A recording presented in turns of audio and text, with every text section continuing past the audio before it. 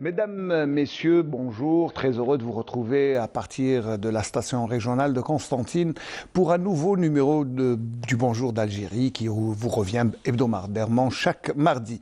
Alors au menu, cette journée, nous allons parler d'abord de sécurité alimentaire dans le monde arabe avec mon ami le professeur Douadi Khlifi qui est directeur de l'école supérieure de biotechnologie de Constantine, Université 3, Salah Boubnider. Donc on en parlera, c'est le sujet de l'heure, c'est l'actualité. Et ils étaient près de 24 experts venus du monde arabe pour discuter et essayer de trouver des résolutions pratiques à mettre en œuvre pour justement éviter de tomber dans l'insécurité alimentaire. Voilà, c'est le thème que je vais utiliser. Ensuite, on parlera de cardiologie avec le docteur Mohamed Barrahal, qui est cardiologue et qui nous viendra de Sétif, pour nous parler d'une première qui s'est faite hors de la capitale, une première intervention chirurgicale. De quel type, comment cela s'est fait et comment cela s'est déroulé. Il viendra nous en parler tout à l'heure. Ensuite, nous parlerons d'un salon un peu spécial, un salon dédié aux jeunes et organisé par des jeunes. Web Expo était à peu près un rendez-vous pour le e-commerce nouveau. Bien sûr, on achète de plus en plus via Internet, via les réseaux sociaux. Et puis, il y a matière à régulariser un commerce qui est de plus en plus florissant et qui se répand rapidement. Donc, ces deux jeunes, L'Hadi Alia et Defou Souaib, qui sont co-organisateurs, viendront nous en parler. Et enfin, nous allons terminer en littérature avec Ben Ali Bouchara, qui est écrivaine et qui a écrit son premier conte pour enfants avec quelques particularités. Comme nous sommes à 2-3 jours de la journée de l'enfance, elle viendra nous parler pourquoi elle a décidé d'écrire pour les enfants. Voilà le programme complet de ce Bonjour d'Algérie. Une petite balade aérienne sur Constantine et puis nous allons commencer notre débat. حين وصلت لمدينة الهوى عقلي طاير حين وصلت لمدينة الهوى عقلي طاير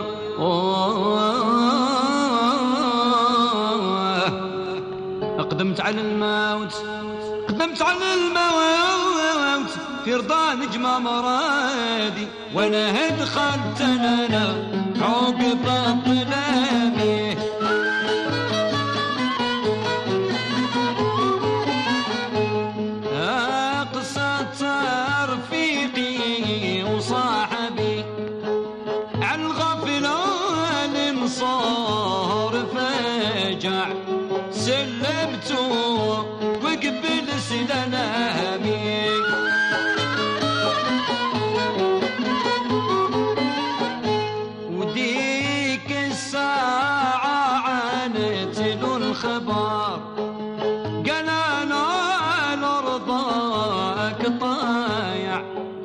اختار اللي البني بدنامي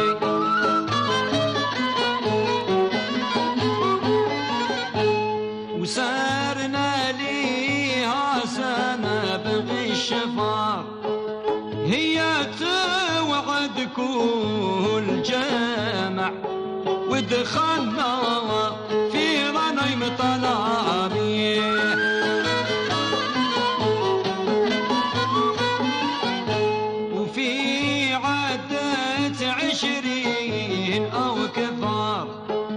خبرتهم غايض المسامع قمصت ايش في فرافع الله يا سود الريامي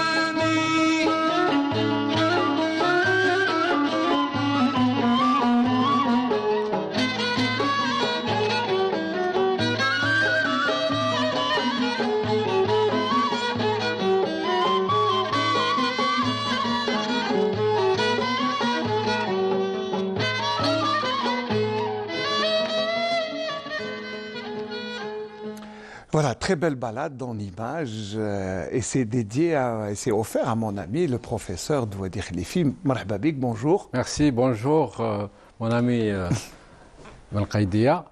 Alors, j'espère que la balade t'a plu d'abord. Énormément. Énormément, très bien. Ça, c'est pour nous mettre en train et commencer la journée. Alors, l'École supérieure de biotechnologie a été au centre d'un grand débat. Justement, la sécurité alimentaire est d'abord un sujet d'actualité, c'est le sujet de l'heure. Et puis, c'est une des résolutions prises, je crois, par le Congrès de la Ligue arabe. Voilà, donc c'est venu dans la continuité. Alors, expliquez-nous. Ok, merci. Bonjour tout le monde. Donc, ce workshop qu'on a organisé le 28 et 29 mai au niveau de l'École nationale supérieure de biotechnologie, c'est suite au sommet, au 31 sommet arabe qui s'est tenu le 1er de novembre 2022 et ils ont adopté la résolution de la sécurité alimentaire. Ce workshop a regroupé 24 experts arabes qui sont venus de 12 pays arabes différents, plus 40 experts algériens issus des universités, des centres de recherche et de différents ministères qui s'intéressent à la sécurité alimentaire. Alors pourquoi, on ne va pas dire pourquoi la sécurité alimentaire, mais je sais que le plus grand débat a été probablement l'eau. Parce qu'il était, je crois que on a toujours dit que les experts disent aussi que l'eau c'est le défi de ce siècle. Et en plus, le monde arabe est dans une zone assez aride, tout à fait sèche. Donc, je pense, vous avez beaucoup plus parlé de ça. Je vais aborder des thématiques qui ont été, c'est-à-dire, on a 4 ateliers. Le premier atelier, c'est l'eau conventionnelle, non conventionnelle et le changement climatique. Deuxième atelier, c'est l'agriculture et le changement climatique. Le troisième atelier, c'est la pêche et l'aquaculture. Et le quatrième atelier, c'est la biotechnologie, l'apport des biotechnologies et la technologie alimentaire. D'accord, donc c'est l'apport de la science pour justement améliorer la sécurité alimentaire. Tout à fait. Alors, bon, ça c'est les thématiques choisies dans les workshops. On va juste regarder le petit reportage pour avoir une idée de ce qui s'est passé avec le compte rendu de mes collègues Amina Batouche et Zakaria Touhami.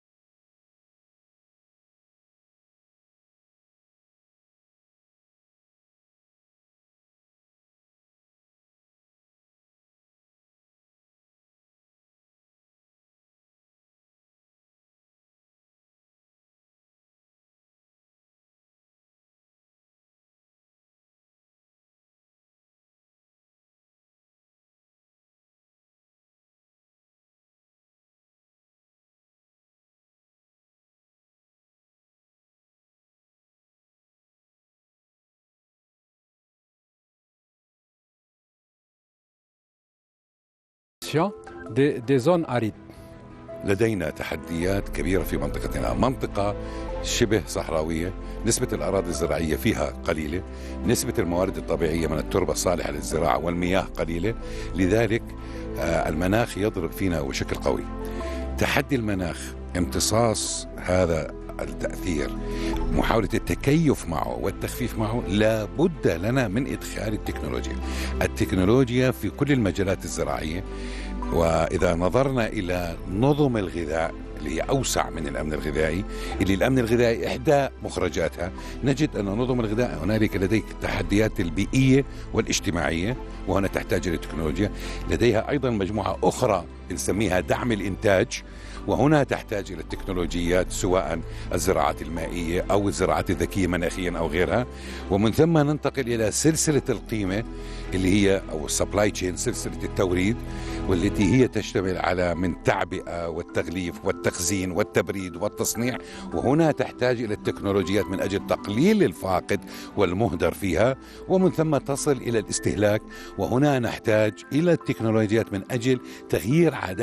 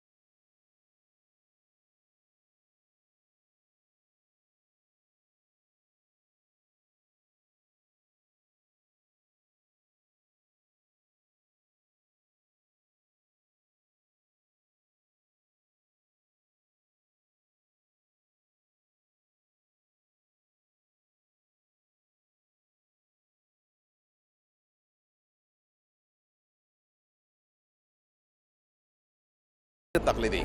موارد المياه غير التقليدية، وخصوصا إعادة استخدام مياه الصرف الصحي، وإعادة استخدام مياه الصرف الزراعي، وحصاد مياه الأمطار، وحصاد المياه بصورة عامة سواء كانت فيضانات أو أمطار، استقطاب الندى، تحلية المياه، وهكذا. هذه هي الوصفة السحرية التي يمكن أن تعبر الفجوة بين الموارد والاحتياجات. هذا الاجتماع الذي يمكن أن يضيفه بأن نضع هذه السلة العلمية أمام تحديات كبيرة في تحويل مشروعات أو قرارات القمة إلى مشروعات تطبيقية حقيقية على الأرض تفضي إلى تغيير موضوعي في قضية الأمن الغذائي. الدول العربية تحتاج إلى 450 مليار متر مكعب من المياه، لكن ليس لديها أكثر من 200 مليار متر مكعب من المياه.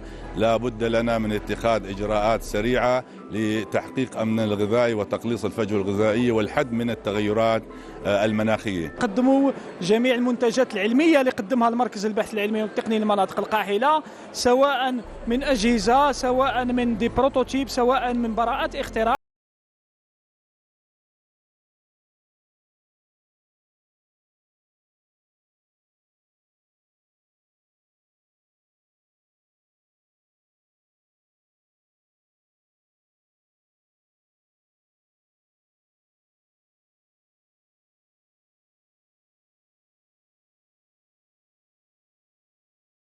Voilà donc débat fructueux, mais aussi exposition autour en parallèle. Donc, en parallèle, oui, effectivement. En parallèle des ateliers, nous avons organisé un salon où il y a eu la participation de 2 centres de recherche. C'est le CRSTRA des zones arides de Biskra, le CRBT Constantine, l'École nationale supérieure de biotechnologie, plus les trois directions au niveau wilaya, direction de l'agriculture, la direction de l'eau, de l'hydraulique, des ressources hydrauliques. Il y a eu une exposition des douanes et la direction de la pêche. Alors tout ça pour justement mettre en avant l'obligation, je dois dire, parce que maintenant on est obligé de se mettre en conformité avec les changements climatiques et essayer de fructifier la technologie qui peut se mettre au service plutôt de la biotechnologie. Oui. J'ai dit pour ce qui est de la 4e thématique, c'est l'apport des biotechnologies et pour assurer la sécurité alimentaire. Donc,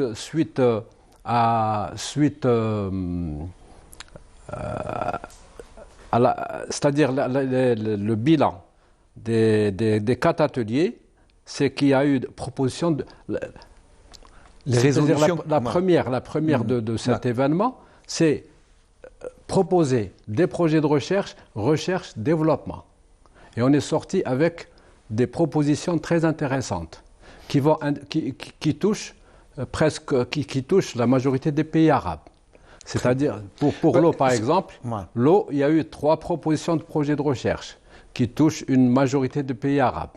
Pour ce qui est de l'agriculture et du changement climatique, il y a eu proposition de 7 projets de recherche. Pour les 2 autres, la pêche et la technologie, 3 et 3, en tout et pour tout, nous avons 16 projets de recherche qui ont été proposés. Donc ces projets de recherche ne demandent qu'à être mis en pratique, c'est ça? En pratique. Donc et c'est pour tout le monde arabe, pas seulement pour l'Algérie. Non, c'est pour tout le monde arabe. C'est-à-dire, on va trouver des financements et ils sont d'accord pour créer un réseau de chercheurs et travailler sur telle ou telle thématique. Ça c'est une première au niveau... On va dire que c'est une première en termes de collaboration scientifique dans le monde arabe. Dans le monde arabe. Voilà. Trouver des projets qui sont bénéfiques pour tous les pays arabes et les mettre en pratique. Et en plus de ces 16 projets de recherche-développement, il y a eu proposition de 2 projets transversaux. C'est-à-dire C'est-à-dire, le premier projet transversal, c'est la mobilité entre les pays arabes, des scientifiques, des étudiants et des chercheurs. La deuxième... ça veut dire que les étudiants ou les scientifiques, les chercheurs pourront circuler librement dans le monde arabe sans avoir besoin ni de visa, c'est pour expliquer. Oui.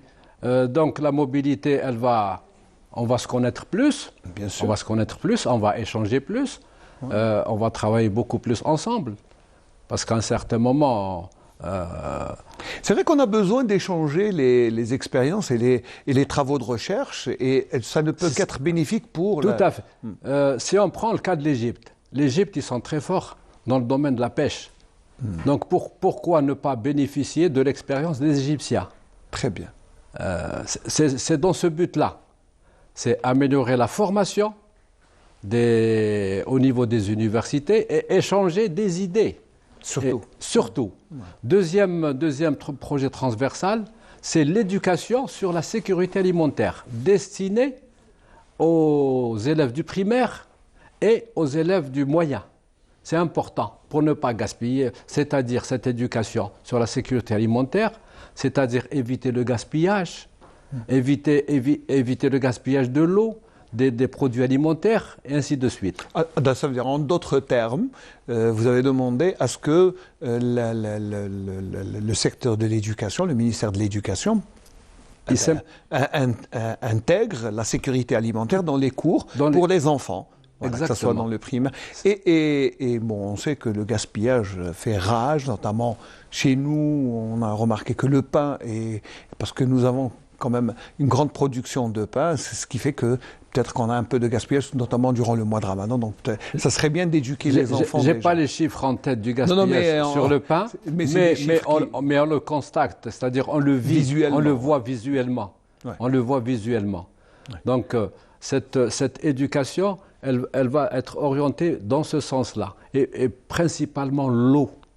Alors l'eau, il n'y a rien à dire, c'est l'eau. Voilà.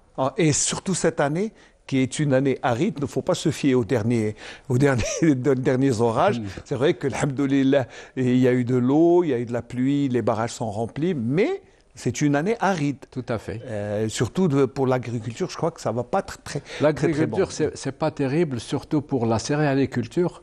La céréaliculture cette année, c'est-à-dire la production de blé, elle est vraiment affectée et touchée. Ouais. Ouais. Donc c'est pour ça qu'on tire un peu la sonnette d'alarme, et on sait que cette année va être peut-être, surtout que bien, le problème du blé et des grains de blé qui se fait rare dans le monde à cause du problème.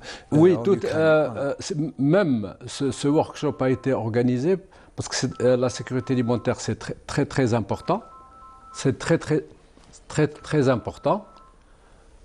Et c'est suite d'une part à la Covid-19, il y a eu perturbation du marché mondial, et la guerre Russie-Ukraine, Oui. elle a vraiment perturbé. Donc ça a attiré l'attention des chefs de l'État au niveau du sommet arabe. Et c'est la raison pour laquelle ils ont proposé à ce que, c'est-à-dire on prend au sérieux la sécurité alimentaire du monde arabe. Oui, c'est vrai que c'est un des débats de l'heure. Et puis, il faut aussi, même en Algérie, je crois que la Covid a peut-être fait des ravages, mais elle a rendu service pour les chercheurs qui ont une meilleure mobilité, une meilleure approche et une plus grande visibilité. D'ailleurs, on leur fait appel pour justement avoir des résolutions, des projets pratiques Oui. pour essayer d'être en sécurité, au moins du côté alimentaire. C'est ça. Oui, tout à fait. Et qu'est-ce qu'on peut rajouter, puisqu'on arrive un peu à la fin? À la fin, qu'est-ce qu'on peut rajouter? Parce que qu'est-ce qu'on attend? C'est vrai qu'en général, dans des rencontres scientifiques, Oui. on a des résolutions, on débat, Oui, on tout à échange. fait. Mais après, La résolution, après. La première de cet événement, c'est la proposition de projets de recherche-développement, j'insiste beaucoup, alors, recherche-développement, ça veut à dire... durée moyenne, c'est-à-dire c'est des projets qu'on doit réaliser à moyen terme, qu'on doit réaliser. En moyen terme, en 2 années, pas plus. D'accord. Et des projets pratiques, ciblés, dans les cas thématiques. La deuxième grande résolution, c'est la création d'un réseau de chercheurs, d'experts dans le domaine de la sécurité alimentaire qui vont communiquer avec eux. Et ça, c'est une première dans le monde arabe. C'est une première aussi dans le monde arabe. Et l'autre recommandation importante, c'est la pérennité de ce workshop. C'est-à-dire, il faut pas qu'on s'arrête là. Ouais. Il faut qu'on organise un deuxième, un troisième pour faire le bilan des projets de recherche et proposer d'autres projets de recherche. Alors, juste pour terminer, les retombées pour notre pays vont être bien sûr plus grandes et bénéfiques. On va bénéficier de l'expérience de tous les experts du monde arabe, je pense que c'est ça. Mais ça aussi, ça appelle à un autre colloque scientifique ou une autre rencontre. J'ai oublié aussi de signaler comme quoi il y a eu participation de 2 organisations arabes qui sont très importantes dans le domaine de l'agriculture. C'est l'Organisation arabe développement agricole, c'est une organisation très importante. Et la deuxième organisation, c'est l'organisation des zones arides. Son siège, c'est au niveau de la Syrie. Et le siège de l'OADA, c'est au niveau du Soudan. Et même ils ont participé financièrement. C'est bien, ils ont aidé. Ils nous ont sponsorisé, on les remercie beaucoup. Et je tiens à signaler que ce workshop, ça a été une réussite. Et nos amis, nos collègues du monde arabe sont rentrés très contents. Alhamdoulilah, tout le monde est satisfait, même nous-mêmes. Nous avons quand même une belle rencontre scientifique. J'espère qu'il y en aura d'autres, j'espère qu'il y aura une autre rencontre de ce type, ici même en Algérie. Ils sont unanimes, les experts, les experts algériens, c'est-à-dire les experts arabes, parce que nous aussi on est arabes, on est unanimes, c'est la continuité. Inch'Allah. Donc on va rester sur ça. Je vous remercie, professeur Douadi. Merci. Je rappelle que vous êtes le directeur de l'école supérieure biotechnologie Tawfiq Snada de Constantine. Merci de nous avoir fait le plaisir d'être notre invité ce matin. On va juste balancer vers un autre thème scientifique qui est la cardiologie. Ça se passe à Sétif, mais avant, nous allons faire une petite virée sur Pharma Expo. C'est un salon dédié à la production nationale pharmaceutique à Sétif. Compte rendu de Saïd Blounis, juste le temps de recevoir le docteur Barrahal.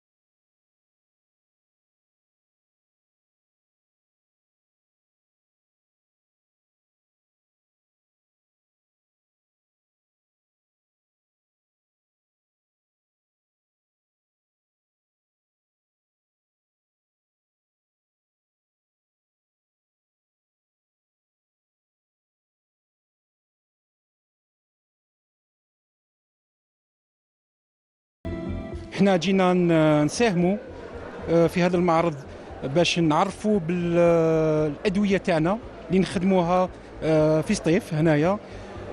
حنا عندنا اكثر من 300 عامل هنا في السطيف، ما بين اكبر المنتجين في الادويه على الصعيد الوطني. حاليا رانا من نديروا في اللونسمون تاع ادويه جديده، رانا نكبروا في المساحه تاعنا تاع الصناعه. احنا حابين نشاركوا باش نكملوا باش ننشطوا احنا لو دومين هذا، لو سيكتور هذا تاع المكملات الغذائيه اللي ما راهوش معروف بور لو مومون للاسف. حابين احنا وما نعرفوا باللي كاين صح دي برودكتور هنا في الجزائر راهم ينشطوا، راهم يخدموا دي زاكتيفيتي ويديروا في لي زيفور تاعهم كامل لي زيفور باه يطوروا هذا لو سيكتور تاع لي كومبليمون اليمونتير، وان شاء الله ننجحوا، وان شاء الله بيان سور نلقاو العون من عند الدوله، وان شاء الله كل شيء يكون على ما يرام ان شاء الله. والهدف تاعنا هو توزيع الادويه في الشرق الجزائري في احسن ظروف، وهمزه وصل ما بين الموزعين والصيدلي. ولايه سطيف فعلا قطب صناعي في شتى المجالات، بما في ذلك المجال الطبي والشبه الطبي، والدليل على ذلك ان العديد من المخابر الطبيه والشبه الطبيه والموزعين الذين شاركوا في هذا الصالون عدد معتبر منهم اصبحوا يصدرون للخارج، وهذا بفضل سياسات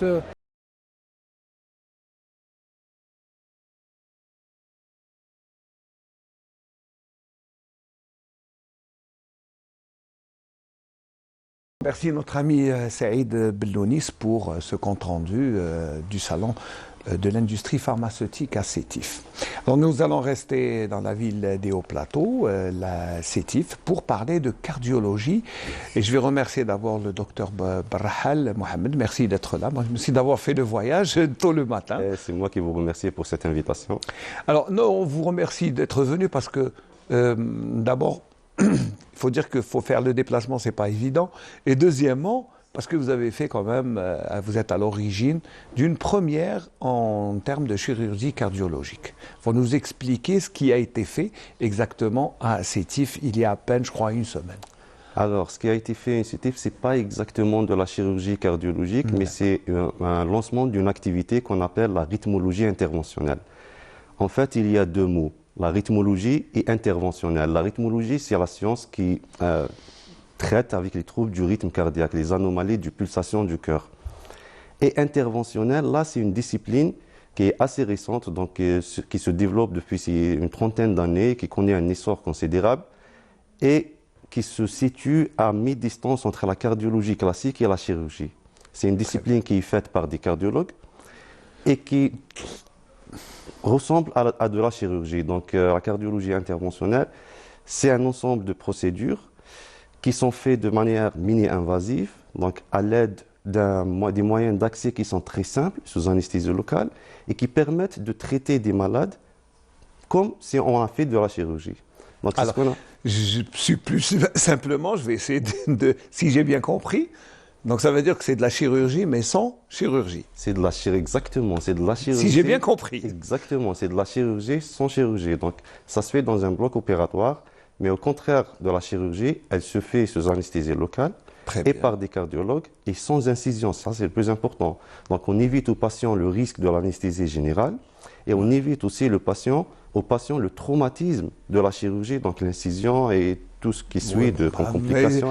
Au-delà de l'esthétique, mais c'est contraignant quand même d'avoir quand même une incision. Et là, et par quels moyens vous pouvez intervenir sans ouvrir, comme on dit. Exactement, voilà. D'accord, on appelle ça les moyens endovasculaires. Ça veut dire quoi, endovasculaire? C'est-à-dire par un accès à l'aide d'une ponction d'une artère, donc une aiguille qu'on met dans une artère ou une veine périphérique. Et cette aiguille nous permet d'aller travailler au niveau du cœur. Donc la seule ouverture, c'est ce point là où l'aiguille elle est introduite, uniquement. C'est tout. Ou bien parfois on fait une mini-incision au niveau de la peau de 2 cm et puis on a accès à un vaisseau. Et à partir de là, on peut travailler au niveau du cœur. Donc, la plus grande incision qu'on peut faire, c'est 2 cm, pas plus. Pas plus. Ça, c'est quand même, on va dire, c'est quand même assez intéressant puisque on évite beaucoup de choses. Oui. Surtout pour les patients âgés qui sont peut-être qui ne sont pas réceptifs, qui ne peuvent pas supporter l'anesthésie générale. Je pense que c'est pour ça que vous faites ça. Exactement, exactement. Donc, le développement de la cardiologie interventionnelle, c'est fait dans cette optique. C'est essayer d'éviter de la chirurgie au maximum, et surtout pour cette population fragile, les sujets âgés, les sujets qui ne supporteraient pas l'anesthésie générale. Et aussi les sujets qui ne supporteraient pas la lourdeur de la chirurgie elle-même. Vous savez, une chirurgie à cœur ouvert, on va arrêter le cœur, on va mettre sous circulation extracorporelle, oxygénation extracorporelle. C'est extrêmement lourd. Alors qu'on peut faire pratiquement la même procédure sous anesthésie locale, avec une ponction artérielle, en un temps minime. Quelques minutes, jusqu'à 1 heure de temps. Et parfois, le malade peut sortir le jour même de l'intervention. Ça, c'est extraordinaire. Ça. C'est extraordinaire. On peut faire une intervention sur le cœur et sortir le même jour. Le jour même et maximum le lendemain. Maximum le lendemain. Ça ressemble à l'appendicite. C'est à peu près la même chose. 2 cm, c'est voilà, ce que j'allais dire. Voilà. Exactement, c'est beaucoup plus simple. On va voir le compte-rendu de notre ami Saïd Belounis, très actif dans le monde de la science et dans le secteur médical. Il a fait un petit reportage sur justement cette intervention qui s'est déroulée la semaine passée à Sétif. Voyons ce qui s'est passé et nous allons continuer à apporter des explications, notamment pour nos amis téléspectateurs qui seraient intéressés par cette intervention chirurgicale.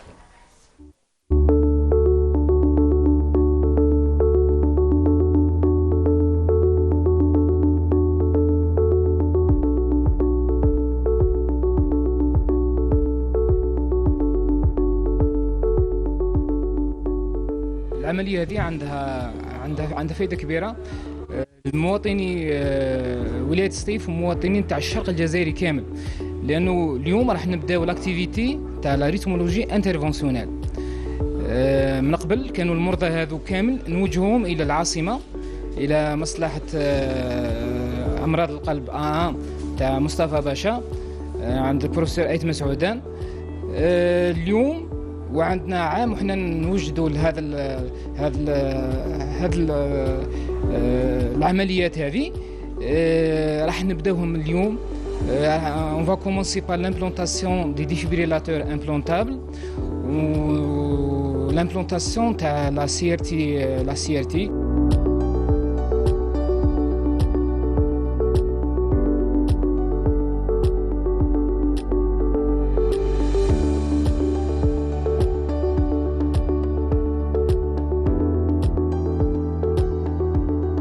المستشفى الجامعي تاع سطيف مستشفى كما نقولوا تري ديناميك، ناشط كثير. دونك في اطار التعاون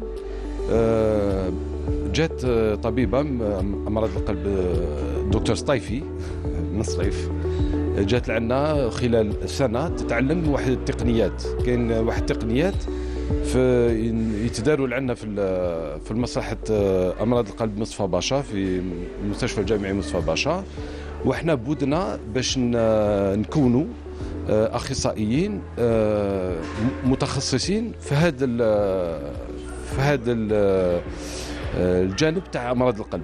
هذا الجانب امراض القلب هو اللي يعالج اضطرابات امراض القلب، اضطرابات نبضات امراض القلب.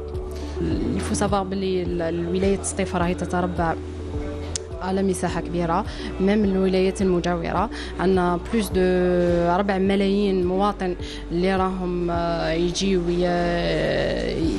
اللي راهم يتلقاو العلاج هنا في المستشفى الجامعي لولاية سطيف.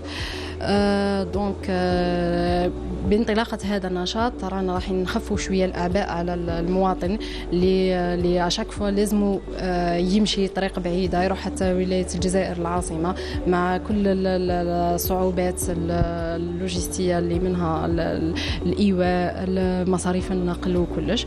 درك الحمد لله احنا اليوم حتنطلق هذه الفعاليات هذا النشاط. وجودنا اليوم لوضع حيز الخدمة هذا النشاط الجديد ما هو إلا دليل على أننا نهتم بهذا القطاع الصحة والتكفل بصحة المواطن.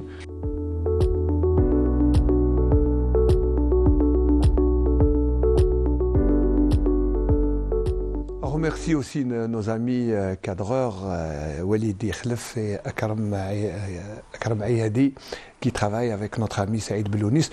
Alors là, on a vu quand même un peu plus d'explications, on a vu l'intervention. Et puis, ce qui est bien, c'est que c'est nouveau, on va dire, c'est nouveau à Sétif. Et est-ce qu'il y a... Pourquoi avoir attendu tout ce temps pour que ça sorte d'Alger? Ah voilà. Donc... la cardiologie interventionnelle, déjà, c'est une discipline assez récente, donc une trentaine d'années dans le monde. Une trentaine d'années. Ça nécessite un plateau technique spécifique. Donc, à Sétif, on s'est doté de ce plateau technique, le bloc opératoire que vous avez vu en fin 2017. Donc, il fallait le mettre en marche, former une équipe et puis lancer des défis. Donc, on a commencé d'abord par... Le plateau technique nous permet de faire la cardiologie interventionnelle, qui est une spécialité assez vaste. On a commencé par lancer des activités qui ont un rapport avec l'urgence, donc notamment l'urgence coronaire, l'implantation de stents, et l'urgence de pacemaker, la pile comme l'appelle le citoyen, donc la pile. Ouais. Et puis, une fois on a pu faire face à cette demande, on a mis ça de côté, on s'est lancé dans d'autres défis, y compris la cardiologie, la rythmologie interventionnelle. Donc en fait, la cardiologie interventionnelle, c'est plusieurs domaines et on essaye de s'attaquer un par un en passant par des priorités, notamment les urgences. C'est tout à fait normal que d'aller vers l'urgence. Voilà. Alors, ce qui est, on va dire encore, ce qui est bénéfique, c'est que c'est quand même pris en charge par l'État parce que l'intervention se fait gratuitement. Oui. Est-ce qu'elle se fait aussi dans le secteur privé ou est-ce que c'est... Ça se fait, mais très peu dans le secteur privé parce que ça coûte extrêmement cher. Et ce n'est pas encore remboursé par la sécurité sociale, donc le patient ne peut pas se permettre de payer tout ça. Donc c'est pour ça qu'on se tourne vers le secteur public. Et là, la délocalisation, vous avez dit c'est le lancement, donc c'est le début. Donc ça veut dire que maintenant que la machine est en marche, vous allez recevoir beaucoup de patients, vous allez...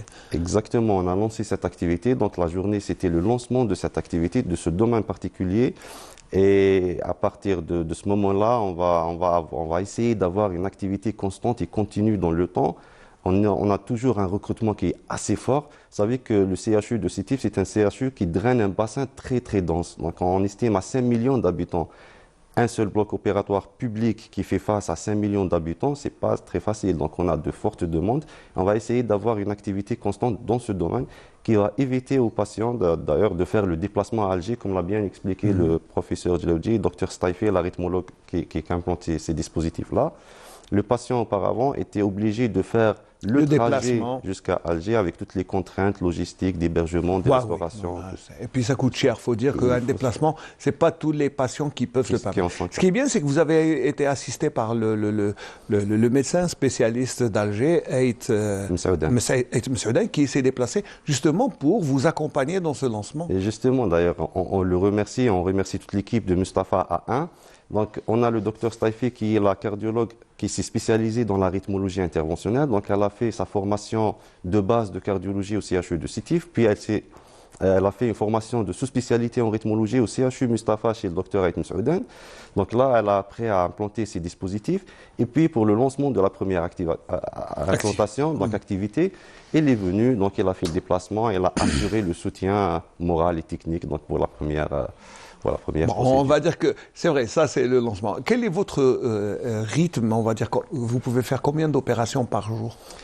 Alors, je ne sais pas vos moyens et puis voilà, c'est juste pour avoir une idée. Alors, on considère qu'une procédure prend en moyenne 1 heure 45 minutes. Donc, sur une journée de travail de 10 heures, on peut faire une dizaine d'opérations, mais ça aussi dépend des moyens, parce que les dispositifs coûtent cher. Donc, c'est en fonction des moyens. Mais toute activité confondue, parce que le bloc opératoire ne fait pas uniquement que la rythmologie. La rythmologie, c'est une sous-spécialité. Ah, d'accord. D'accord. Donc, toute activité complémentaire, par exemple, hier, on a fait 15 procédures. Avant-hier, le jeudi, on a fait 19 procédures par jour. Par jour, donc c'est, on va dire, une 15 à 20 patients par jour. On va dire que c'est une bonne moyenne, une quinzaine. C'est au-dessus de la normale. C'est au-dessus. C'est au-dessus de la normale. Et oui, et dire qu'avant... Bon, alors, à qui s'adresse... Bon, vous avez dit, vous avez une vocation à peu près régionale. 5 millions d'habitants, ça doit aller jusqu'à Batna, je pense, Bjeya, et puis... c'est un Bourges, je pense que c'est ça, toute la région, oui. l'Ulma. Oui, on est un CHU à vocation régionale, donc on a sous la dépendance du CHU la wilaya de Sétif, la wilaya de Bojbaïridj et la wilaya de Msila. Mais aussi, on reçoit des patients des autres wilayas limitrophes, Batna, Mila, Djidjel, Khenchla, Biskra, donc toute la région. Et ce qui fait une forte demande. Et est-ce que vous avez les capacités, bon, on ne va pas dire moyens, mais surtout humains, d'absorber toute cette demande? On a une équipe qui est jeune, qui est hyper motivée. Ça, c'est un grand avantage. Une équipe jeune, c'est une force de Bien travail. sûr, je dis toujours, les jeunes, ça bouillonne, oui, c'est plein d'énergie et de dynamisme. Exactement, et ils travaillent des journées de 12 heures de travail, donc c'est pas normal. Mais on commence à arriver à saturation. Donc on a dans nos objectifs, c'est de s'équiper d'une deuxième salle de cathétérisme, d'un deuxième bloc, de renforcer l'équipe, donc avoir 2 équipes qui travaillent en parallèle et comme ça on peut doubler notre activité. Et ça, c'est un projet, Inch'Allah, à venir. L'appel est lancé aux autorités locales pour vous aider, peut-être qu'ils peuvent mettre des moyens. La présence du Wali au lancement de cette opération est déjà une preuve de l'intérêt que portent les autorités.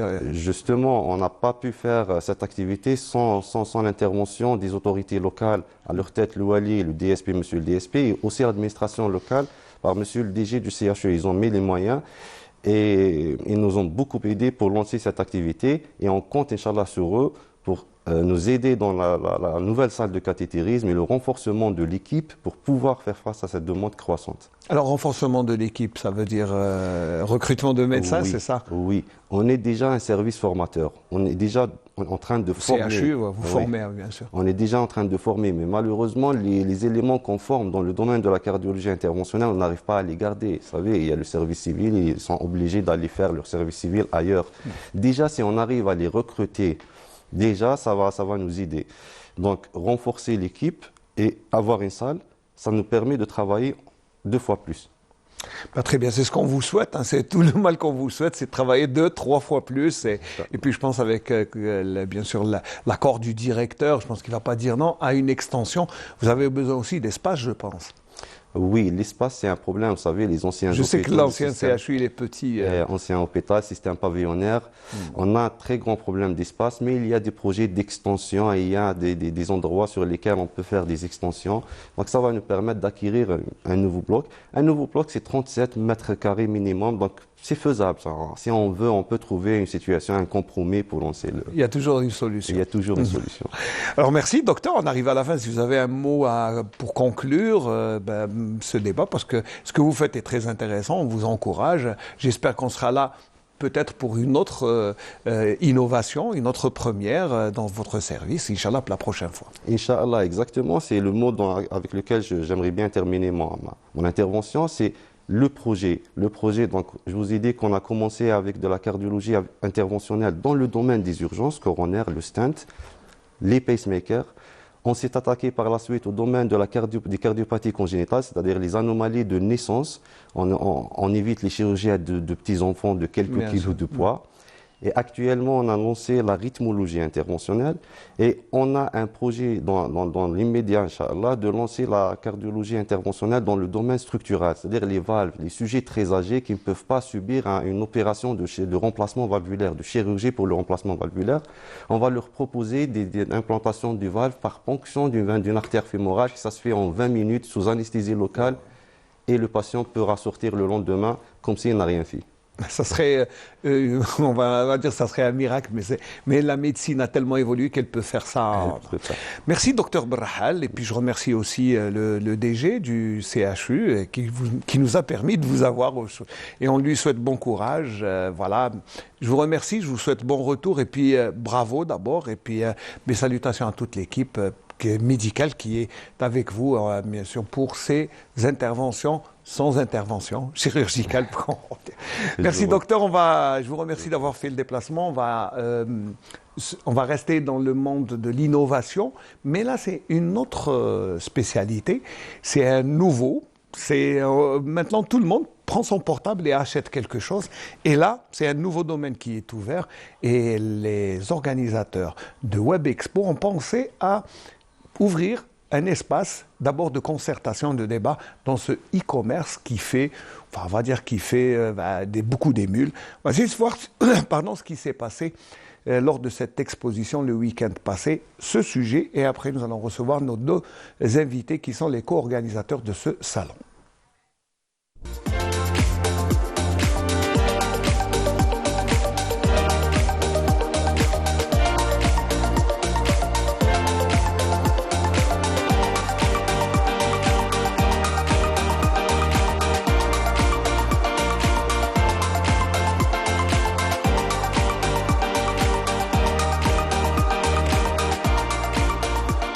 Web Expo, c'est un programme varié sur 3 axes principaux.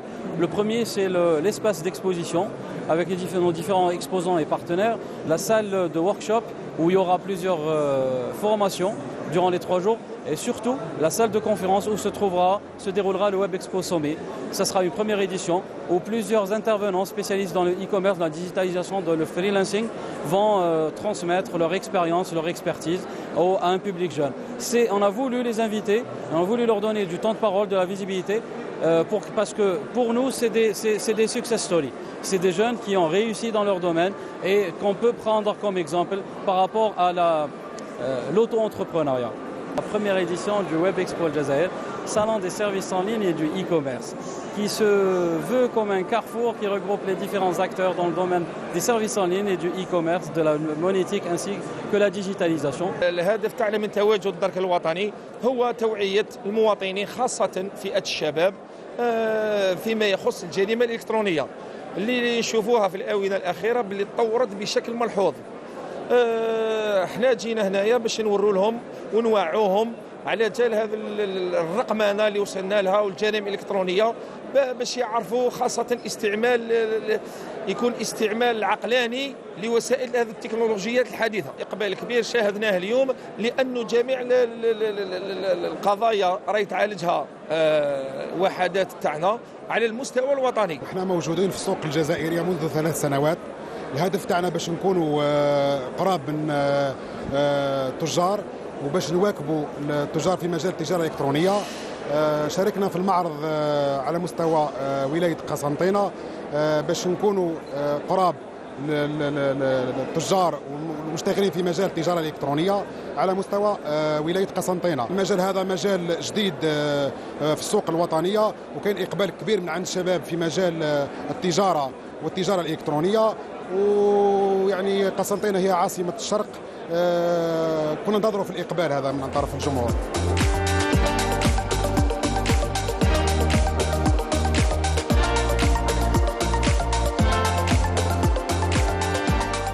احنا اليوم درنا بريزونطاسيون على كومون الانتيغراسيون تاع لي ويب مارشون كيفاش يكون لي بروسيدور مدي بها حتى لا تاع الانتيغراسيون وعرفنا على سهوله كيفاش الانتيغراسيون. ثم اليوم اي طالب ولا اي ستارت اب يقدر ينتيغري البايمون اون لين بكل سهوله. Nous avons une équipe jeune, dynamique, performante, spécialisée dans tout ce qui est impression petit format, impression grand format et réalisation des stands et en même temps organisation de tout ce qui est événementiel, symposium, séminaire et tout ça. Pour une première édition, je trouve que c'est vraiment une merveille et qu'il y a beaucoup de jeunes aussi. Et je pense que la deuxième édition, Inch'Allah, راح تكون خير من هذه, Inch'Allah.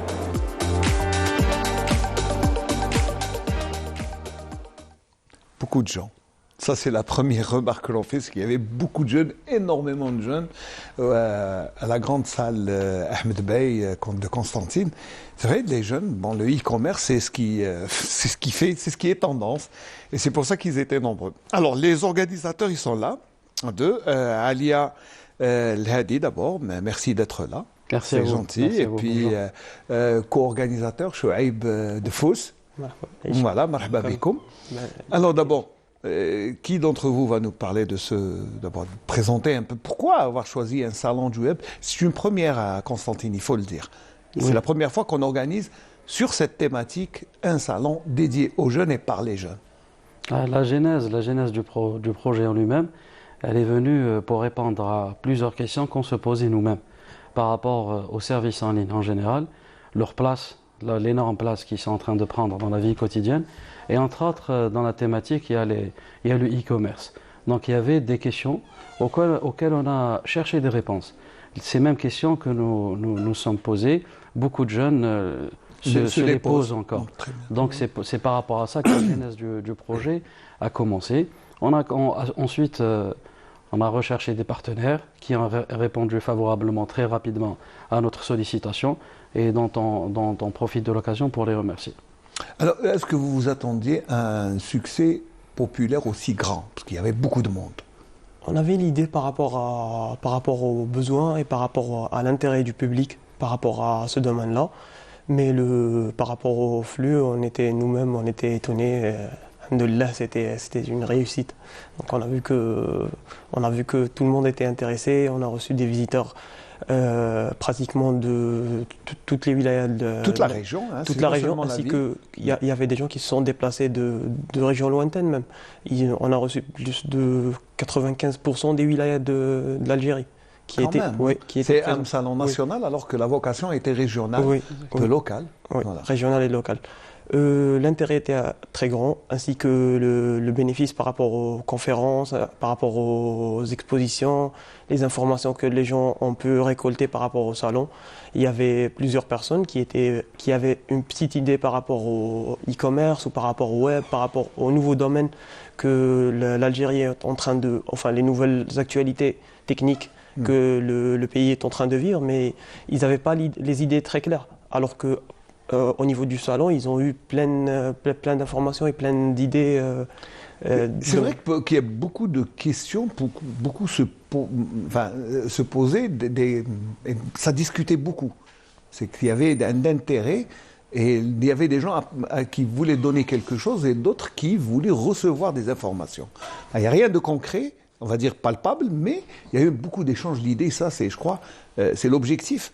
Oui, c'est ça. C'est l'objectif, c'est le plus grand objectif du salon, c'est de faire son network, de faire son réseau, de connaître des gens, d'avoir plus d'informations, d'échanger peut-être des services, parce qu'il y avait plein de gens qui avaient leurs services, mais qui n'avaient pas une certaine médiatisation, ou bien ils ne sont pas connus dans le domaine, dans le terrain. Ils voulaient échanger leurs services, soit avec les acteurs du domaine en tant qu'entreprise, ou bien qu'individus ou personnes qui étaient actifs dans le domaine. Alors, les stands, il y avait plusieurs stands. Bon, c'était pour organiser tout ça, c'était quand même assez délicat, mais il y avait des espaces pour tout le monde, dans plusieurs spécialités. Exactement. C'est à tel point que je n'ai pas très bien compris ce qui se passait. Moi, personnellement, qui suis d'une autre époque. Non, pas du tout. Le challenge en lui-même qu'on a dû relever, c'était, et par rapport à une première nationale, c'était d'offrir dans un même espace une pluralité dans le programme, la richesse dans le programme. D'habitude, nous avons des salons, que ce soit des salons corporate B2B ou bien des salons grand public, où on se concentre sur l'espace d'exposition, sur les exposants, les stands et les offres qu'ils ont à proposer. On a voulu, de par ce challenge, offrir 3 thématiques différentes, 3 activités qui structurent l'événement en lui-même. En parallèle de l'espace d'exposition, où on est resté dans le classicisme, nous avons organisé des formations comme celle qu'on a pu voir dans votre reportage, avec notre partenaire, la SATIM, Société algérienne des transactions interbancaires et monétiques. Qui est une entreprise étatique. Qui règle le système de monétique, les échanges interbancaires et la monétique en Algérie, qui nous ont offert, pour vous donner la petite anecdote, dans le programme, ils nous avaient demandé un volume horaire qui ne dépasserait pas les 30 minutes. On a largement dépassé l'1h30, parce que l'engouement du public qui était présent dans cette formation qui est gratuite et l'échange questions-réponses n'en est pas terminé. En parallèle de ça, on a eu les conférences. Les conférences où l'accès était gratuit, où plusieurs experts qui sont énormément présents sur les réseaux sociaux, experts en freelancing, experts en traitement des données, experts en e-commerce, qui avaient des contacts avec leur public, un contact digital, un contact virtuel. Voilà. Et pour une fois, la chance leur a été donnée de concrétiser ce contact par des rencontres physiques. Et d'où l'engouement immense qu'on a rencontré par rapport aux présences à la salle de conférence, où un événement au sein de l'événement qui est le Web Expo Summit s'est déroulé durant les 3 jours de l'événement. Ce qu'il y a à dire, c'est que c'est vrai qu'il y avait beaucoup de mobilité, beaucoup de gens qui écoutaient et beaucoup de gens qui questionnaient.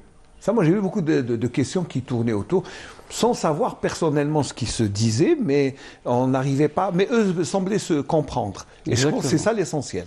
Parce qu'ils étaient demandeurs d'informations. Et c'est ça, la force ou bien le bilan, le point le plus important qu'on peut traiter dans le bilan post-événement, c'est l'engouement et la tranche d'âge, qui est une force, c'est la force vive de l'Algérie qui est sa jeunesse. Premièrement, quantitative, et deuxièmement, qui est qualitative. Une jeunesse de qualité, une jeunesse qui aspire à une vie meilleure et qui n'est plus dans la passivité. Un jeune étudiant ou bien un jeune diplômé qui ne reste plus passif, qui va rester attendre un emploi, attendre d'améliorer sa solution. Là, on est dans l'entrepreneuriat. Et là, c'est une qualité de cette force vive qu'on doit vraiment prendre en charge et qu'on doit vraiment aider à se développer. C'est vraiment l'Algérie de demain. Hein. Exactement. L'Algérie nouvelle dont on parle beaucoup. C'est ces jeunes, hein, c'est chouette. Oui, c'est l'Algérie du jeune entrepreneur qui est en train toujours de chercher des solutions, d'essayer d'avancer. Et comme l'a mentionné Hadi, donc il y a plus de cette passivité-là de terminer les études, chercher un emploi stable, comme on dit. Il y a même qui sont même en premières années de leurs études universitaires, ils ont déjà 2-3 ans de e-commerce ou bien de services en ligne. Il y a certains services en ligne que dont toutes les entreprises ou bien tous les individus ont besoin. Par exemple, le traitement d'images, traitement de photos ou bien réalisation d'images de marque, réalisation de petits sites web de e-commerce, réalisation. C'est un challenge que la jeunesse a pris et qu'a essayé et où elle se trouve bien située. Alors, on va juste écouter quelques impressions hein, de jeunes qui se sont baladés, qu'on a rencontrés. Chacun a donné son impression sur ce Web Expo. Regardez.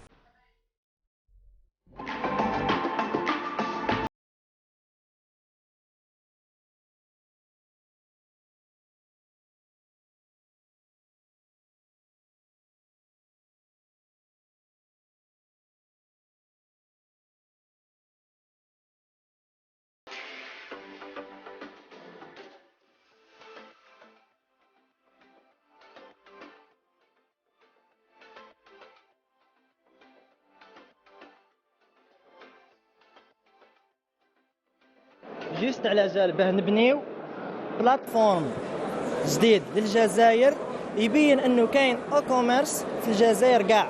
الخدمات تاعي باغ اكزومبل نعلم التجاره الالكترونيه، نعلم اللغه الالكترونيه من الكريبتو من قدام حاجه، وندير ثاني حوايج ممتعه ثاني للشبان بيان سير ماشي يقول لك بزاف خدمه ومنا. انا راني نوفر بزاف باغ اكزومبل خراجات عامه وغير عامه داخل الجزائر وخارج الجزائر ان شاء الله عن قريب العاجل. حاب نبين في الجزائر بلي نقدروا نوصلوا، وعندي شركاء جدد خويا منا من الجي، وعندي ثاني راح نزيد نفتح فرع جديد في وهران واني جاي. مام ثاني خاوتنا في الجنوب ما ننساوهمش كامل، مانيش راح ننساهم، ونسي نبني بلاتفورم جديد كاع للجزائر.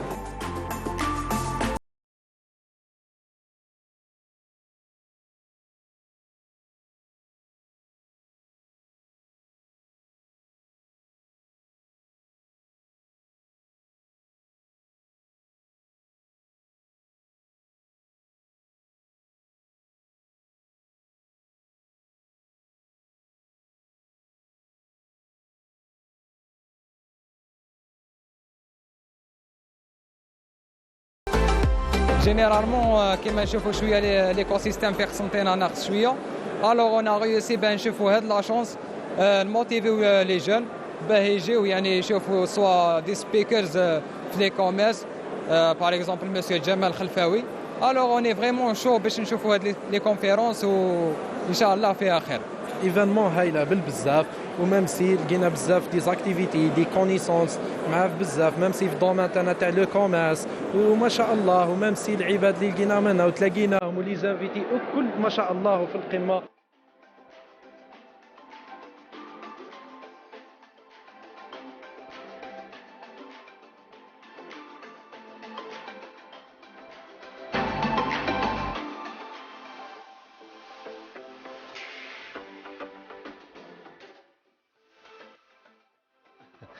Ben, voilà, le satisfecit est quand même assez légitime et amplement justifié.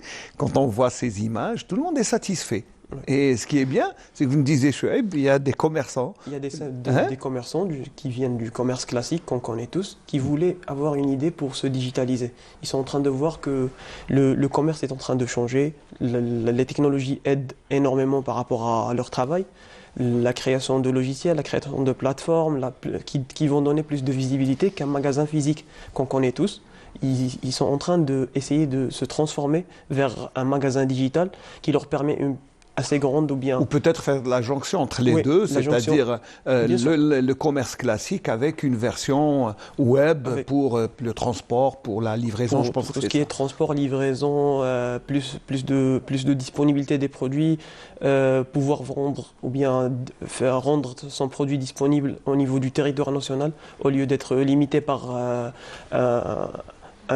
une petite rue ou bien un petit quartier, donc ils veulent tous cette transformation digitale. Alors si on fait le bilan, combien de visiteurs? Je pense que vous avez le bilan, exactement. Au moins. Comme vous l'avez vu à l'entrée, on a essayé d'organiser l'entrée par rapport à une inscription au préalable sur le site internet. À entrer avec QR code, donc les statistiques sont assez claires, nous sommes à plus de 9000 visiteurs durant les 3 jours, avec des visiteurs qui sont revenus 2 ou 3 jours de suite, plusieurs fois. La tranche d'âge varie entre 18 et 55-60 ans. La moyenne d'âge la plus élevée de par sa présence, c'est clairement les 18-35 ans. Mais ce qui nous a étonné, surpris dans le sens positif, c'est que nous avons eu en parallèle énormément de personnes d'un certain âge, en famille, on pourrait dire qui sont déjà actifs dans le domaine du travail, mais qui sont à la recherche d'une activité secondaire, qui sont à la recherche d'une rentrée d'argent, d'une rentrée financière supplémentaire. Donc ils étaient très intéressés par l'activité en elle-même. C'est vrai que le web offre cette possibilité d'avoir des revenus supplémentaires. Mais bon, il reste que il faut que ça soit régularisé. Il faut peut-être que ça soit régulé aussi.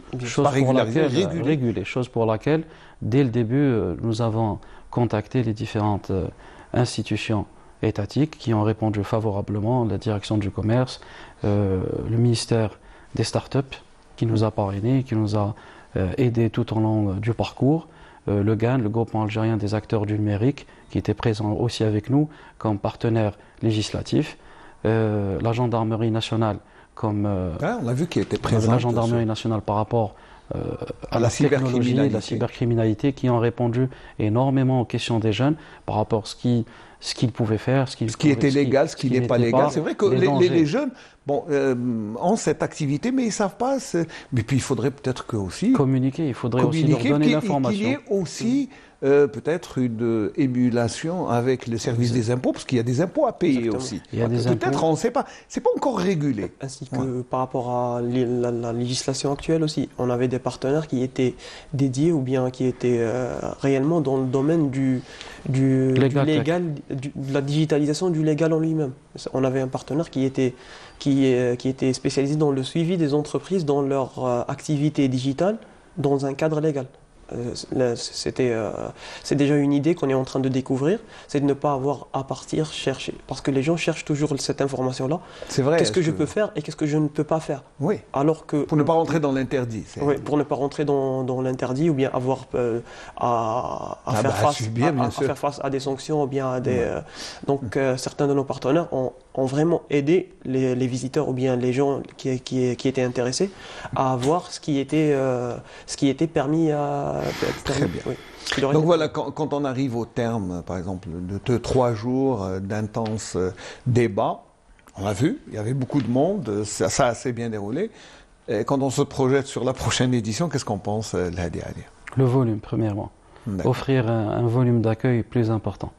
Parce que là, les jeunes sont en soif de connaissances, en soif d'informations, et la thématique est assez vierge.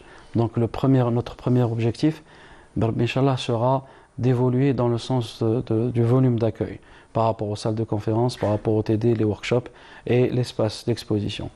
Nous espérons pouvoir accueillir au moins le même nombre de personnes, encore dans de meilleures conditions, voire plus. Rajouter de la thématique à la programmation. Nous avons eu beaucoup de demandes par rapport aux startups. Donc éventuellement, il y aura toute une aile réservée à l'exposition des startups.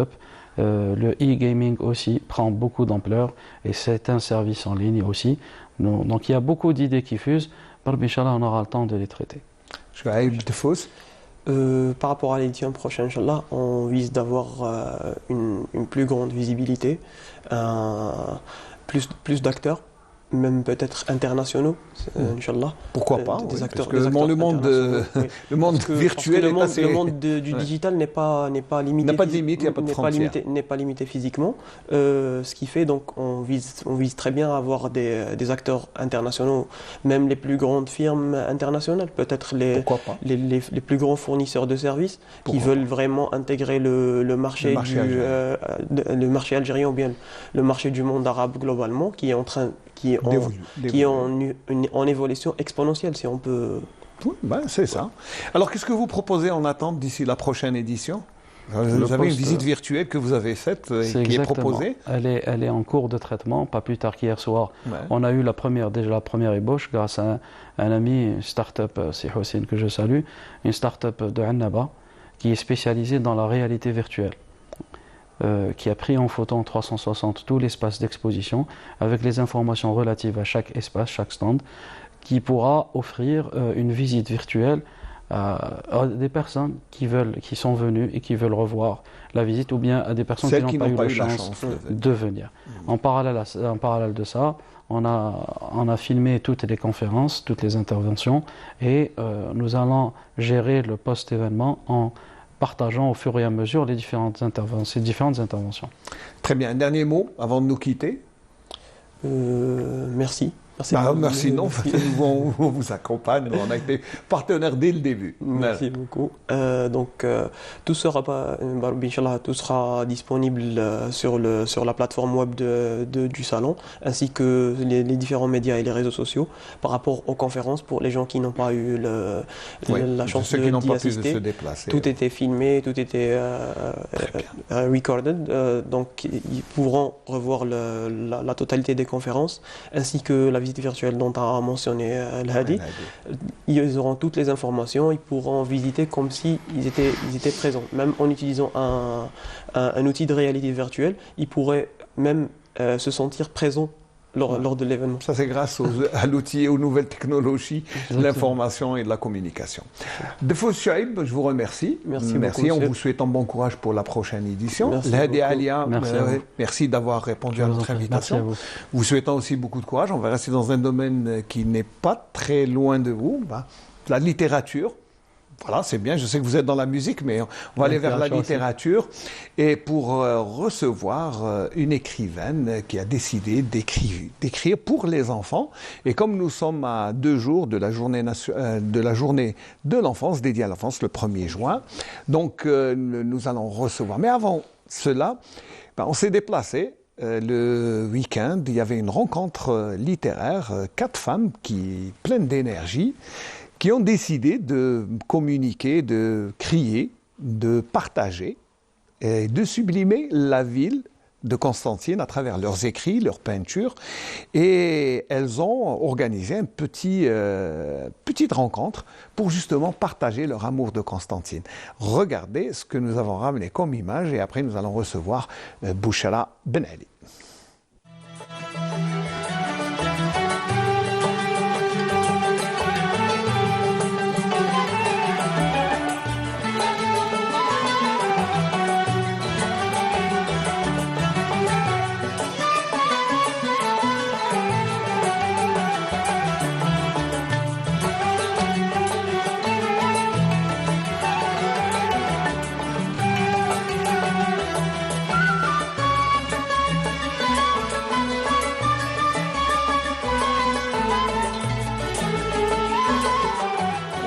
sommes aujourd'hui présents à la librairie Bookzone afin de célébrer, c'est une fête. On va célébrer Constantine, la sublimer. Quoique elle est déjà sublime, mais on va encore la sublimer davantage.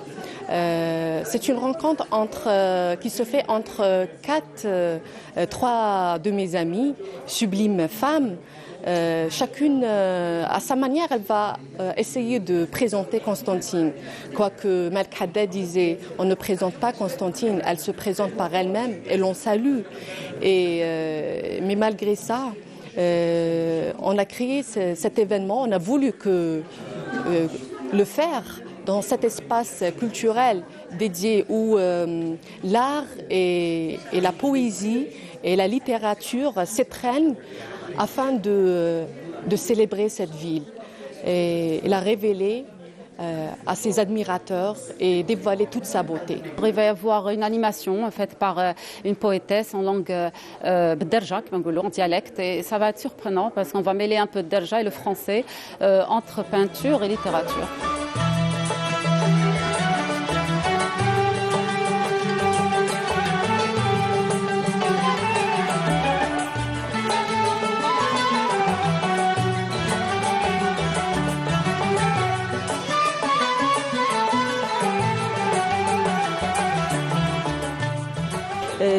Nous nous sommes rencontrés autour de cet amour de la ville de Constantine.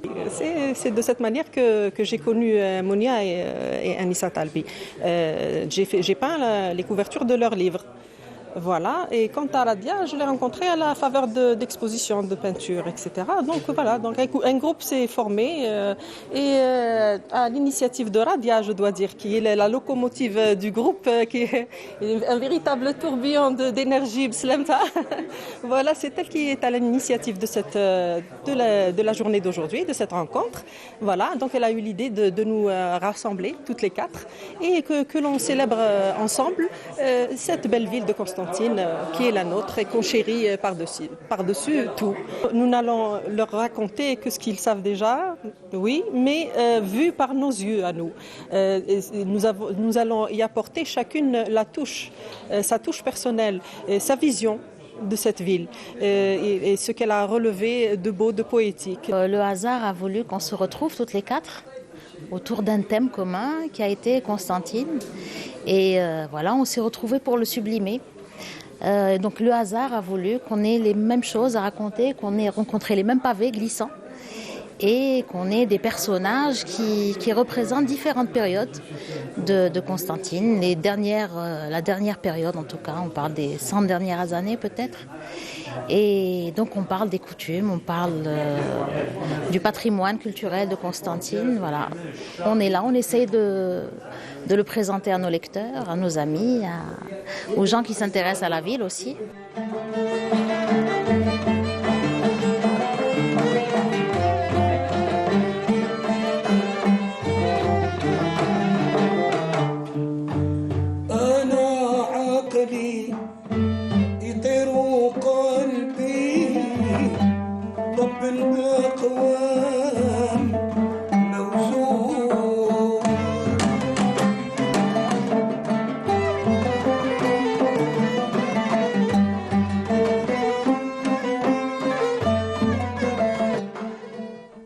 Voilà, belle rencontre littéraire qui gagnerait à être quand même plusieurs fois présentée, puis organisée, parce que on a vu quand même les gens passer un agréable après-midi à discuter de la ville, de son patrimoine, de ses personnages, de son art plastique, parce qu'on a vu des peintures qui reflètent les traditions de Constantine.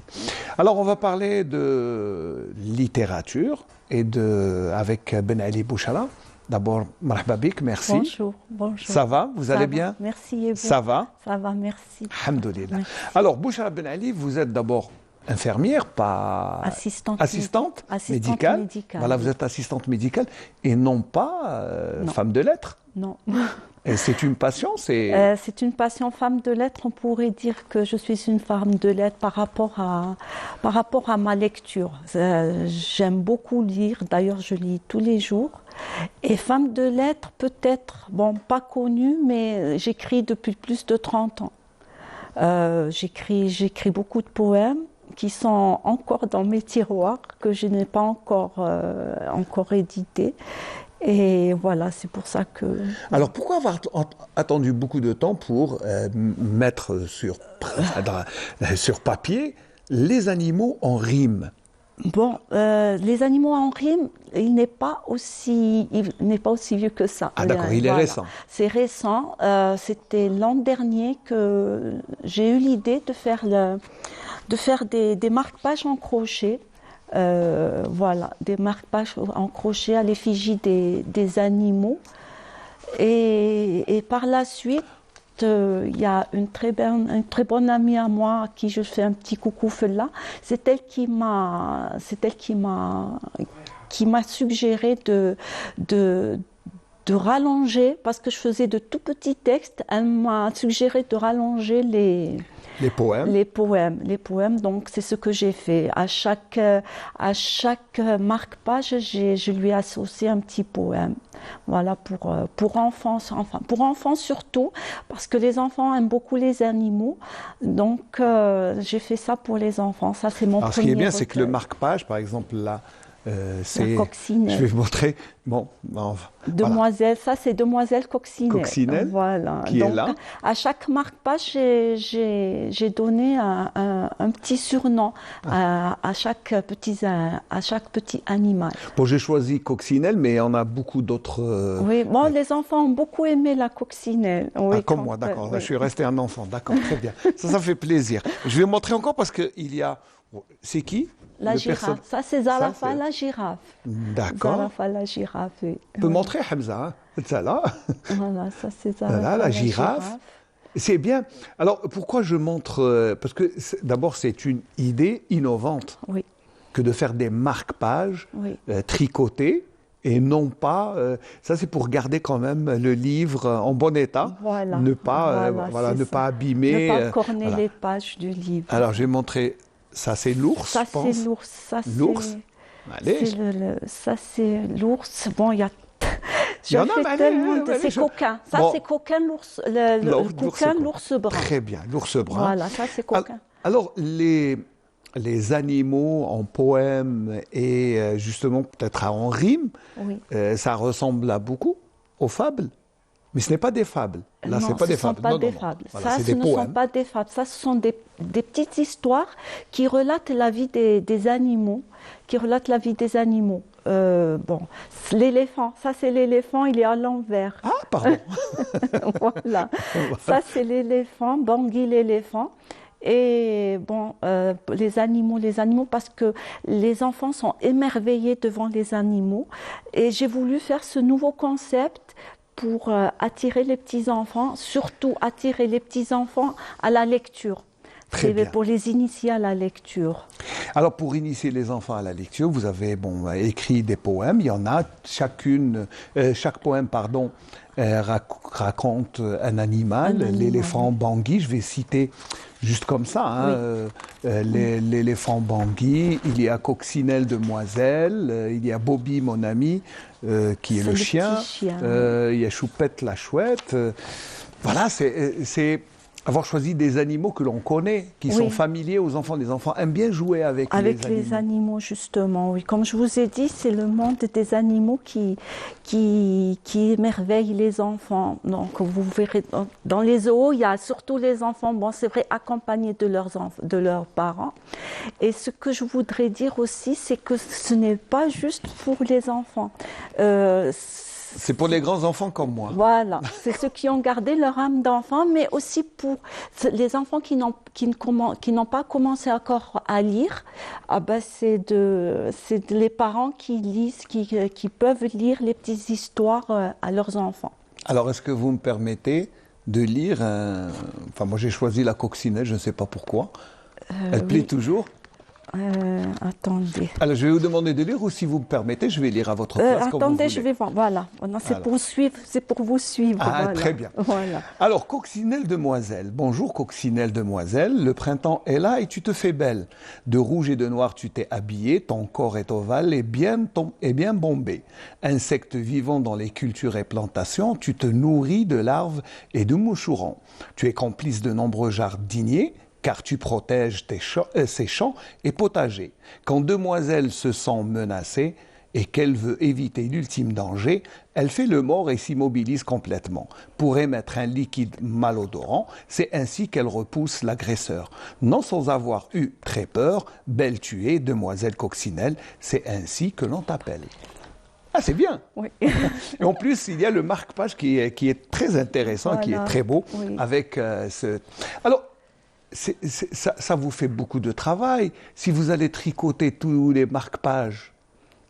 Pour l'instant, il y en a 15. Enfin, quoique j'ai une autre collection, mais pas que les animaux. J'ai une autre collection. Là, il y en a 15. Pour celui-là, il y a 15 marque-pages. Alors, le livre est sorti récemment, c'est nouveau, hein, oui, il a été imprimé quand il a été imprimé, l'accord a été fait par la maison d'édition El Qoubiya, que je remercie beaucoup à sa tête, M. Boudermine. Et il a été édité le 22 janvier, c'est très récent. C'est très récent. Le 22 janvier 2023, oui. Et vous avez attendu beaucoup de temps pour que l'on vous publie ce... ça a pris une année. Ça a pris une année. Bon, je l'ai envoyé à Alger. D'accord. Voilà. Est-ce que vous avez fait des expositions? Pas encore. Si, j'ai fait ma présentation, une rencontre littéraire à la librairie Bourgogne, que je remercie. Salut Hassan Abdish qui fait beaucoup. Monsieur Hassan, que je remercie beaucoup. J'ai fait le 8 mars, j'ai fait aussi une rencontre littéraire avec une vente dédicace le 8 mars, c'était à Melek Haddad. J'ai fait aussi pour la crèche, parce que je suis en train de voir aussi des crèches pour présenter mon livre et éventuellement leur laisser le livre pour les petits-enfants. Ça c'était à la crèche au niveau du Khouroub, la Cité des Anges. Et maintenant, je compte aussi faire une vente dédicace à Melek Haddad jeudi prochain pour le jeudi, c'est pour la journée internationale de l'enfance. Et Madame Derouez, la directrice de la bibliothèque voilà, centrale. On m'a programmé pour la semaine prochaine pour faire aussi des ventes dédicaces. Voilà. Donc ça veut dire, voilà, il fallait juste publier pour vous faire connaître, c'est ça? Voilà. Vous étiez une écrivaine cachée? Cachée. On peut dire ça, caché. Caché, oui. Et il y a beaucoup de gens qui m'ont encouragée. Donc, comme je vous ai dit, il y a Fedla qui m'a encouragée. J'ai une amie aussi, Mejda, que je salue, qui m'ont encouragée. Ça, c'était les premiers. Et puis, il y avait des écrivains aussi, des amis écrivains, qui ne sont pas de Constantine, bien sûr, qui m'ont beaucoup encouragée l'an dernier pour que je continue à... Et vous allez continuer. Bon, ça, c'est le premier. Ça, c'est le premier, oui. Mais vous en avez d'autres dans les tiroirs? Dans les tiroirs, ce sont des poèmes, mais pas pour enfants. Pour adultes. Voilà, pour adultes. Ça, ils sont encore dans mes tiroirs. Pour l'instant, je suis en train de faire le deuxième. Toujours des contes pour enfants? Voilà, ça sera encore des histoires pour enfants, mais ça sera dans une autre thématique, c'est-à-dire que ça sera des histoires qui auront une moralité. D'accord, comme toute histoire, comme les fables. Voilà, comme les fables, elles auront une moralité. Sinon, projet peut-être de roman ou est-ce que vous allez rester dans la poésie? Non, j'ai commencé aussi mon autobiographie. Racontant mon parcours, le parcours que j'ai fait entre ma naissance jusqu'à maintenant. Et bon, elle se fera en deux tomes. Inch'Allah. Voilà, Inch'Allah. Donc ça veut dire qu'il y a quand même la production littéraire, oui, elle est encore présente ici. Pourquoi vous n'avez pas pensé, par exemple, à écrire des histoires bien de Constantine, vous qui êtes une fille de Constantine? Je suis une fille de Constantine, certes. Bon, j'ai mes grands-parents qui ont une maison au cœur de Constantine, Sidi Bouannaba. Mais comme j'ai pas tellement vécu à Constantine, enfin, bon, j'ai vécu mes 17 premières années en France. Donc, ça fait que quelques années, non, mais que j'ai vécu. Vous n'avez pas de souvenirs d'enfance voilà, à Constantine, voilà. Donc, mes souvenirs d'enfance sont plutôt tournés vers la France. Donc, c'est pour ça que je vous ai dit que je suis en train d'écrire D'écrire votre autobiographie, oui. Et voilà. Bon, mais le deuxième tome, je parlerai bien sûr de Constantine et de la maison de mes grands-parents. Et vous allez rejoindre le cercle des 4 dames que nous avons montré tout à l'heure, oui, qui sont bien. En plus de ça, ce sont des amis à moi, surtout à Radia, qui me contactent souvent. Je lui fais un petit coucou. Et ce sont 4 femmes superbes. Donc, j'aimerais bien aussi intégrer le groupe de ces 4 filles. Inch'Allah. Donc, l'appel est lancé pour les filles. Ouais. Alors, un dernier mot, parce qu'on arrive à la fin. Oui. Je rappelle le livre Les animaux en rime, Bouchra Ben Ali. Oui. C'est votre premier livre. J'espère que ce ne sera pas le dernier. On va le montrer une dernière fois avant de nous quitter. Je vous laisse le soin de conclure le mot de la fin avant de nous quitter, Bouchra. Voilà, donc je vous dis merci à vous, à votre équipe qui est formidable. Et je remercie mes parents, tout mon entourage. Je ne peux pas tous les citer, mais je pense à vous très, très fort. Et je vous remercie pour m'avoir encouragée. Merci très bien. Beaucoup. Allez, on va terminer sur ce livre qui est pour Les animaux en rime, avec Bouchra Ben Ali qui publie son premier livre.